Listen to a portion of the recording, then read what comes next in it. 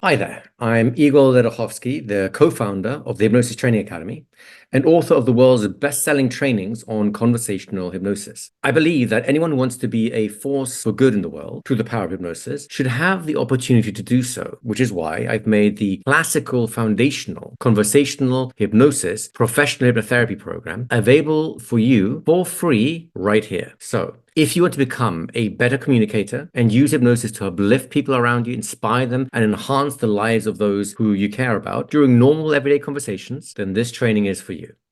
Enjoy. Go ahead. Is that double dip related to fractionation at all? No, but fractionation is our next theme. You guys are amazing. It's like you're inside my mind. Are you inside my mind? I was joking about that last thought, okay? I'd never do that for real. So,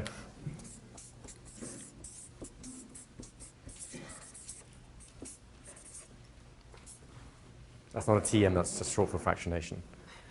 Fractionation, basically, a while ago, hypnotists realized there's something interesting that happens, which is you put someone in trance, next week they come back, you put them in trance, they go deeper more quickly, without even saying anything. And then a week later they come back, they go deeper more quickly still. And some bright spark, after noticing this kind of pattern, thought, hang on a second, do I really have to wait a week before I re-hypnotize them? So I thought, I'm going to wait 2 days. So I can now get in a week done what will normally get done in a month. Yeah, I'm clever, smart. So you hypnotize them, says, come back in 2 days. Come back in 2 days, does it again, works better. 2 days later, works better still. And then some bright spark said, hey, if you can do it in 2 days, what if I do it in the same day? So you hypnotize them, send them home, come back in the afternoon, you do it again, works better. Now you can do it in 2 days, we used to do it in a month. And another bright spark comes along and says, I know something you don't know. What if we do it in the same hour? Hypnotize them, bring them back, chat to them, hypnotize them, bring them back. I can do it in an hour, we used to do it in a month. Until the bright spark came along and said, why wait an hour? Sometimes hypnotists aren't the fastest learners, right?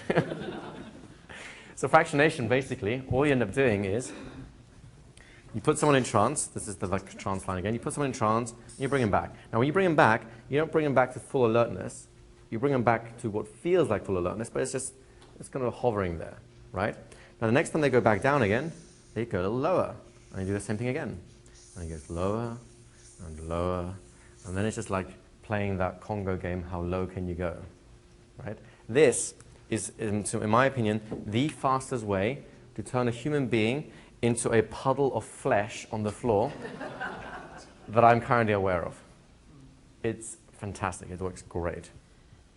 So all you have to do for that is bring someone back and bring them back down. Bring someone back, bring someone down. Now, the simplest way to do that is, and here's the crazy thing, if they think they're out of trance, it still works the same way. Because at that point, where was you asking the question, fractionation? At that point, you're taking advantage of this phenomenon. We're coming back, oh, it's over. But really it isn't, because you haven't even finished the trance completely before you bring them back down again. At that point, just get eye open and deeper still. Eyes open and deeper still. Do you see how that kind of works? And again, this is not some complicated language that you have to do with this. It's literally in a moment, I'm going to count from 1 to 3, the count of 3, your eyes will open. You'll feel as though you were awake or refreshed or relaxed or whatever. But when I touch you on the shoulder or say the magic word, woo, you will, don't use woo, that doesn't work so well. You will instantly go back 10 times deeper than this because of, and yet add a little reason at the end just to help the unconscious get some motivation, right? So ready to do that now? 1, 2, 3, open your eyes. Hey, how do you feel? Great. Woo. Ah. Off they go. You think, great. In a moment, I'm going to do the same thing again. I'm going to count 1 to 3, your eyes will open, you'll have a little chat, and then when I say woo, 10 times deeper. 1, 2, 3, open your eyes, how are you doing? Great, woo. And you keep doing it over and over and over again until the person says, blah, blah, blah. Go ahead. At that point, could you just have them leave their eyes open and then be just as deep? Actually, you can actually do hypnosis with eyes open totally easily. And typically, you'd want to suggest that you can open your eyes and stay in trance, because otherwise people have an association with eyes open being out of trance. And, you know, Conversational hypnosis, covert hypnosis, requires eyes to be open for the most part, because most people don't walk around life going, yeah, I feel your pain. Right? So yes, you can absolutely do that too. So do you understand the idea of fractionation and how to use it? Do you understand the idea of the double dip and how to use that? Go ahead.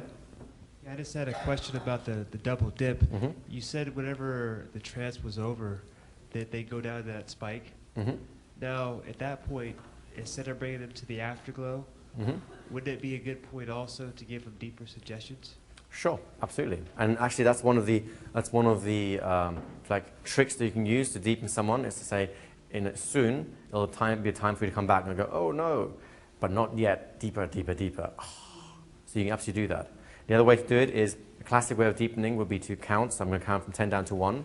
So you go 10, 9, 8, deeper, deeper, 7, 6, 5, 4, 6, 7, 8, 9. And it's like, whoa, whoa, where's he going? It's going the other way. So now you're going like 6, 5, 4. Okay, it's going my way again. 6, 7, 8. Whoa, what's going on here? So you can play with those things ad nauseam, and certainly they will add interesting flavors to what you're doing.